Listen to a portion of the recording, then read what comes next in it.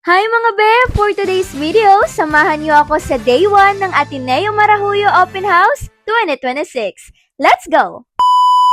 Hi! This is again Shannon, an online seller, pajitera, and now a first-year marketing management student at Ateneo Dinaga University. And this day is Ateneo Open House. So before nga ng opening program ay nagkaroon muna kami dito ng gimmick parade. Hindi naman nga kalayuan yung nilakad namin pero napakainit. Pero okay lang yon dahil habang nasa parade ay magkwentuhan muna tayo. Kasi mga be, alam ko ang iba sa inyo ay hindi alam kung bakit may paganto ang Ateneo. Ateneo Open House is when Ateneo opens its campus. Hindi siya yung tipong lecture agad or puro brochures. It's more like a try before you decide moment. So bakit may Ateneo Open House? We all know that choosing a school is a big deal. Hindi pwedeng vibes lang or sabi-sabi. Kailangan mo siyang makita, maranasan at maramdaman, di ba? So dito sa Open House, pwede kang mag-ikot sa campus, makipag-usap sa students, and check out different organizations. So basically, see Ateneo in up close and beyond classroom. So if you're a junior high school, senior high school, parents, or simply planning for your academic future, Ateneo Open House exists not just for you to experience Ateneo but to help you decide with clarity, not pressure. So walang pilitan, walang dapat, just a space to ask questions, explore options, and figure out your next move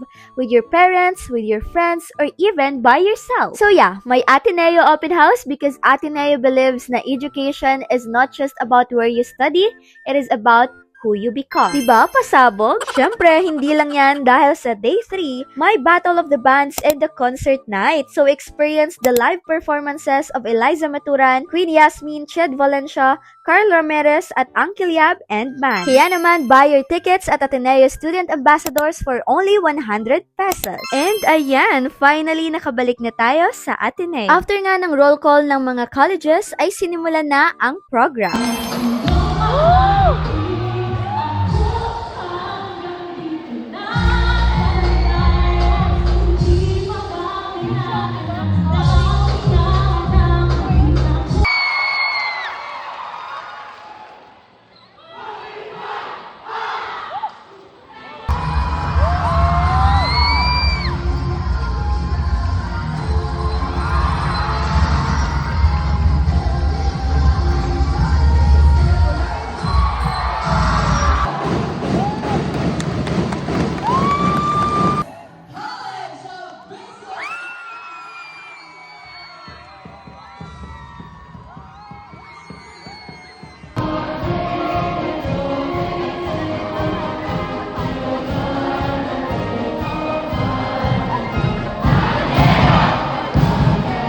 Matapos nga ng mga performances, ay samahan niyo naman kami maglibot sa mga booth na located sa Xavier at Xavier Grounds. Food stalls at different organizations ang mga naan dito. So again, if you're curious, if you're unsure, or if you're dreaming big, this is for you. Magkita-kita tayo ngayon at bukas.